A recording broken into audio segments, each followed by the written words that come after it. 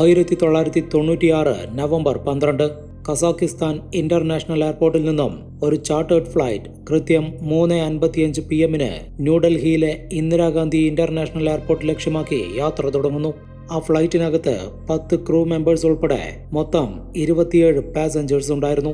ഇതേസമയം ന്യൂഡൽഹിയിലുള്ള ഇന്ദിരാഗാന്ധി ഇന്റർനാഷണൽ എയർപോർട്ടിൽ നിന്നും സൗദി എയർലൈൻസിന്റെ ഫ്ലൈറ്റ് സൗദി അറേബ്യയിലേക്ക് ടേക്ക് ഓഫ് ആവാൻ തയ്യാറെടുക്കുകയായിരുന്നു. ആ ഫ്ലൈറ്റിനകത്ത് 23 ക്രൂ മെമ്പേഴ്സ് ഉൾപ്പെടെ 312 യാത്രക്കാരുണ്ടായിരുന്നു.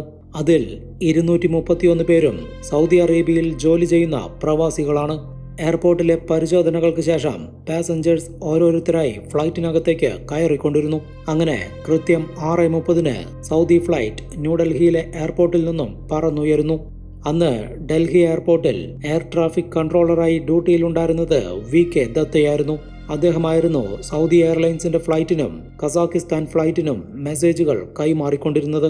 സൗദി എയർലൈൻസിന്റെ പൈലറ്റ് VK ദത്തയിൽ നിന്നും കൺഫർമേഷൻ ലഭിച്ചതിനു ശേഷം മാത്രമാണ് ടേക്ക് ഓഫ് ചെയ്തത്. അങ്ങനെ ആ വിമാനം റൺവേയിൽ നിന്നും പറന്നു പൊങ്ങി. കുറച്ചു മിനിറ്റുകൾക്ക് ശേഷം സൗദി എയർലൈൻസിന്റെ പൈലറ്റ് VK ദത്തയെ വയർലെസ്സിലൂടെ ബന്ധപ്പെട്ട് അവരുടെ ഫ്ലൈറ്റ് 10,000 അടി ഉയരത്തിലൂടെയാണ് സഞ്ചരിച്ചുകൊണ്ടിരിക്കുന്നത് എന്നും ഇനി 14,000 അടിയിലേക്ക് ഉയർത്താനുള്ള പെർമിഷൻ വേണമെന്നും ആവശ്യപ്പെടുന്നു. ആ സമയത്ത് പ്രതികൂലമായ യാതൊരു സാഹചര്യവും മുന്നിലില്ലാത്തതുകൊണ്ട് VK ദത്ത സൗദി ഫ്ലൈറ്റ് 14,000 അടിയിലേക്ക് ഉയർത്തുവാനുള്ള അനുവാദം കൊടുക്കുന്നു. ഇതേ സമയത്ത് തന്നെയാണ് കസാക്കിസ്ഥാൻ ഫ്ലൈറ്റിലെ പൈലറ്റ് അവരുടെ ഫ്ലൈറ്റ് ഡൽഹി എയർപോർട്ടിൽ ലാൻഡ് ചെയ്യുന്നതിനുള്ള പെർമിഷൻ ചോദിച്ചത്.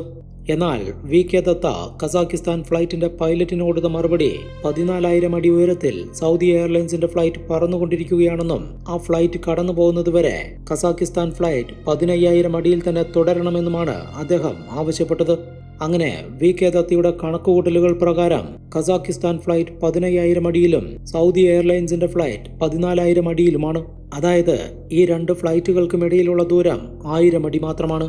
ഉടനെ തന്നെ VK ദത്ത എയർ കൺട്രോൾ ടവറിലെ മെയിൻ റഡാർ സ്ക്രീനിലേക്ക് ശ്രദ്ധിച്ചു നോക്കിയിരിക്കാൻ തുടങ്ങി. അപ്പോൾ അദ്ദേഹം കണ്ടത് ഈ രണ്ട് ഫ്ലൈറ്റുകളുടെയും ദൂരം കുറഞ്ഞു വരുന്നതായിട്ടാണ്.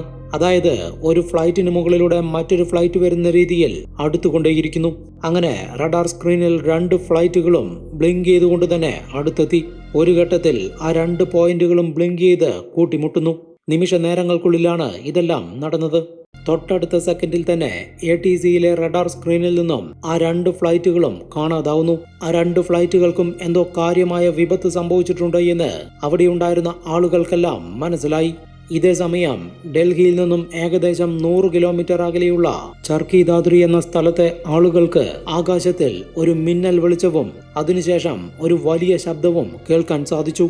അവിടെ എന്താണ് സംഭവിച്ചത് എന്ന് മനസ്സിലാവുന്നതിന് മുൻപ് തന്നെ ആ രണ്ട് ഫ്ലൈറ്റുകളുടെയും കത്തിക്കരിഞ്ഞ ഭാഗങ്ങൾ ആകാശത്തു നിന്നും താഴേക്ക് വീണുകൊണ്ടിരുന്നു.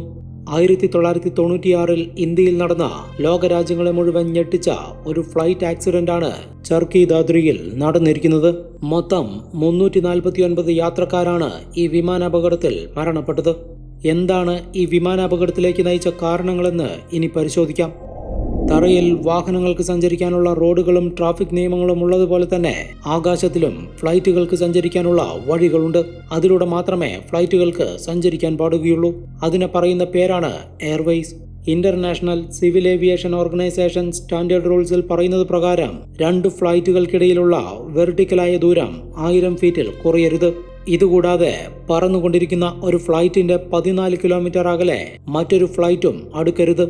ICAOയുടെ നിയമങ്ങളും നിർദ്ദേശങ്ങളും ഫോളോ ചെയ്യുവാനും ഫ്ലൈറ്റ് ട്രാഫിക് നിയന്ത്രിക്കുകയും ചെയ്യലാണ് എയർ ട്രാഫിക് കൺട്രോളറുടെ ജോലി. ഇതിലെ ഓഫീസർമാർക്ക് എയർ ട്രാഫിക് കൺട്രോൾ റൂമിൽ ഇരുന്നു കൊണ്ട് തന്നെ റഡാർ സംവിധാനങ്ങളുടെ സഹായത്തോടുകൂടി ആകാശത്തിൽ പറക്കുന്ന ഫ്ലൈറ്റുകളുടെ പൊസിഷൻ, ദൂരം, വേഗം, ഉയരം എന്നിവ മനസ്സിലാക്കാൻ സാധിക്കും.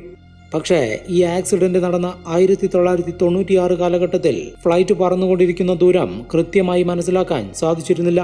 അതുകൊണ്ട് തന്നെ ATC റൂമിലിരുന്നു കൊണ്ട് അവിടെയുള്ള സ്റ്റാഫുകൾ ഫ്ലൈറ്റിലെ പൈലറ്റുമായി വയർലെസ്സിലൂടെ ബന്ധപ്പെട്ട് ഫ്ലൈറ്റിന്റെ ഉയരം ചോദിച്ച് മനസ്സിലാക്കിയിരുന്നു. ഈ അപകടം നടന്നു കഴിഞ്ഞ ചുരുങ്ങിയ ദിവസം കൊണ്ട് തന്നെ ഒരു ഇൻവെസ്റ്റിഗേഷൻ ടീം ഫോം ചെയ്യുകയും അന്വേഷണം ആരംഭിക്കുകയും ചെയ്തു. തുടക്കത്തിൽ പലർക്കും പല രീതിയിലുള്ള സംശയങ്ങളായിരുന്നു ഉണ്ടായിരുന്നത്. പല മാധ്യമങ്ങളും അവർക്ക് തോന്നുന്നത് പോലെ എഴുതി ചേർക്കുകയും ചെയ്തു. ഇൻവെസ്റ്റിഗേഷൻ ടീമിന്റെ പ്രാഥമിക അന്വേഷണത്തിൽ അവർക്ക് തോന്നിയത് സൗദി ഫ്ലൈറ്റ് ATCയുടെ അനുവാദമില്ലാതെ 14,000 അടിയിൽ നിന്നും 15,000 അടിയിലേക്ക് ഉയർത്തിയതുകൊണ്ടാവാം ഈ അപകടം നടന്നത് എന്നാണ്. പക്ഷേ 2 ഫ്ലൈറ്റുകളിൽ നിന്നുമുള്ള ബ്ലാക്ക് ബോക്സുകളിലെ ഓഡിയോ റെക്കോർഡിംഗ്സ് പരിശോധിച്ചപ്പോഴാണ് ആക്സിഡന്റ് സംഭവിക്കാനുള്ള ശരിയായ റീസൺ പുറം ലോകം അറിയുന്നത്. അതിൽ ആദ്യം പരിശോധിച്ചത് സൗദി ഫ്ലൈറ്റിന്റെ ബ്ലാക്ക് ബോക്സ് ആയിരുന്നു. അതിലെ ഓഡിയോ റെക്കോർഡിംഗ്സ് പ്രകാരം സൗദി പൈലറ്റ് കൃത്യമായി ATCയുടെ നിർദ്ദേശങ്ങൾ ഫോളോ ചെയ്യുന്നുണ്ടായിരുന്നു. അതായത് സൗദി ഫ്ലൈറ്റ് 14,000 അടിയിൽ തന്നെയാണ് പറന്നുകൊണ്ടിരുന്നത്. അങ്ങനെയാണെങ്കിൽ കൂട്ടിമുട്ടലുണ്ടായതും 14,000 അടിയിൽ വെച്ച് തന്നെയായിരിക്കും. പക്ഷേ എന്തുകൊണ്ടാണ് കസാഖിസ്ഥാൻ ഫ്ലൈറ്റ് 15,000 അടിയിൽ നിന്നും 14,000 അടിയിലേക്ക് വിമാനം താഴ്ത്തിയത് എന്നുള്ള കാര്യത്തിൽ വ്യക്തതയുണ്ടായിരുന്നില്ല. തുടർന്ന് കസാഖിസ്ഥാൻ ഫ്ലൈറ്റിലെ ബ്ലാക്ക് ബോക്സ് ഓഡിയോകൾ ഓരോന്നായി പരിശോധിക്കാൻ തുടങ്ങി. അതിലെ ഓഡിയോ റെക്കോർഡിംഗ്സിൽ VK ദത്ത പറയുന്നത് വ്യക്തമായി കേൾക്കാമായിരുന്നു. ഫ്ലൈറ്റ് 15,000 അടി ഉയരത്തിൽ തന്നെ തുടരാൻ അദ്ദേഹം ആവശ്യപ്പെടുന്നുണ്ട്. യഥാർത്ഥത്തിൽ സംഭവിച്ചിരിക്കുന്നത് ATCയിൽ നിന്നുമുള്ള ഇൻസ്ട്രക്ഷൻസ് പറയുന്ന സമയത്ത് കോക്പിറ്റിലിരുന്നു കൊണ്ട് പൈലറ്റും കോ പൈലറ്റും ATCയിൽ നിന്നുമുള്ള നിർദ്ദേശങ്ങൾ ശ്രദ്ധിക്കാതെ ഡൽഹിയിലെത്തി ചെയ്യാനുള്ള കാര്യങ്ങളും ഡൽഹിയിലെ സിറ്റി ട്രാഫിക്കിനെ കുറിച്ചും പൊല്യൂഷനെ കുറിച്ചുമെല്ലാം സംസാരിച്ചു കൊണ്ടിരിക്കുകയായിരുന്നു. അതിനുശേഷം അവർ ഫ്ലൈറ്റ് 15,000 അടിയിൽ നിന്നും 14,000 അടിയിലേക്ക് താഴ്ത്തുകയും ചെയ്തു.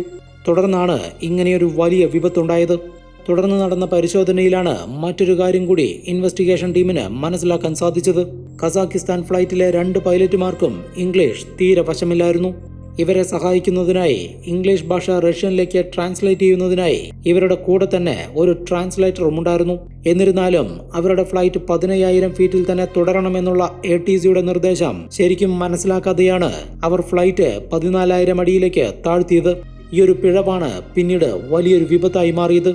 ഈ ഒരു ആക്സിഡന്റ് സംഭവിക്കുന്നതിന് മുൻപ് വരെ ഒട്ടുമിക്ക എയർപോർട്ടുകളിലും ഫ്ലൈറ്റ് ടേക്ക് ഓഫ് ചെയ്യാനും ലാൻഡ് ചെയ്യാനും വേണ്ടി ഒരേ റൺവേകൾ ഉപയോഗിക്കുമായിരുന്നു. എന്നാൽ ഈ ആക്സിഡന്റിന് ശേഷം ഒരുപാട് മുൻകരുതലുകളും കുറെ മാറ്റങ്ങളും വരുത്തി. ഇതുകൂടാതെ തന്നെ പുതിയ ടെക്നോളജിയുടെ സഹായത്തോടുകൂടി ATCയുടെ പ്രവർത്തനം നല്ല രീതിയിൽ മുന്നോട്ട് പോകാനും തുടങ്ങി. അഡ്വാൻസ്ഡ് റഡാർ ടെക്നോളജികൾ കൂടി വന്നതോടെ ഫ്ലൈറ്റ് ട്രാക്കിംഗ് ഒന്നുകൂടി കൃത്യതയോടെ മനസ്സിലാക്കാൻ സാധിക്കുന്നുണ്ട്. ഈ ഒരു അപകടം കഴിഞ്ഞ കുറച്ചു മാസങ്ങൾക്കുള്ളിൽ തന്നെ ഇന്ത്യയിൽ ആദ്യമായി എല്ലാ ഫ്ലൈറ്റുകൾക്കും TCS സിസ്റ്റം നിർബന്ധമാക്കാൻ തുടങ്ങി. അതായത് ട്രാഫിക് കൊളീഷൻ അവോയ്ഡിംഗ് സിസ്റ്റം. 1998 ഇന്ത്യയിൽ ഇത് പൂർണ്ണമായും പ്രാബല്യത്തിൽ വന്നു. ഈ ഒരു സംവിധാനത്തിന്റെ സഹായത്തോടെ ആകാശത്തിൽ വെച്ച് ഒരു ഫ്ലൈറ്റിന്റെ 1000 അടി അടുത്തേക്ക് മറ്റൊരു ഫ്ലൈറ്റ് വരികയാണെങ്കിൽ TCS സിസ്റ്റം പൈലറ്റിന് സിഗ്നൽ കൊടുക്കുകയും അതുവഴി ആക്സിഡന്റ് ഒഴിവാക്കാൻ സാധിക്കുകയും ചെയ്യുമായിരുന്നു. തുടക്കത്തിൽ ഇന്ത്യയിലുള്ള ഫ്ലൈറ്റുകൾക്ക് മാത്രമാണ് TCS നിർബന്ധമാക്കിയിരുന്നത്. പിന്നീട് മറ്റു രാജ്യങ്ങളും ഇതിനെ അനുകരിക്കാൻ തുടങ്ങി. ഇതിനോടൊപ്പം തന്നെ 1998 മുതൽ ഇന്റർനാഷണൽ ഫ്ലൈറ്റ് മെമ്പേഴ്സിന് ഇംഗ്ലീഷ് ഭാഷ നിർബന്ധമായും അറിഞ്ഞിരിക്കണമെന്നുള്ള നിയമം നിലവിൽ വരികയും ചെയ്തു. എന്താണ് ഈ വീഡിയോയെക്കുറിച്ചുള്ള നിങ്ങളുടെ അഭിപ്രായമെന്ന് കമന്റ് ചെയ്ത് പറയൂ. വ്യത്യസ്തമായ പുതിയൊരു വീഡിയോയുമായി വീണ്ടും കാണാം. ബൈ.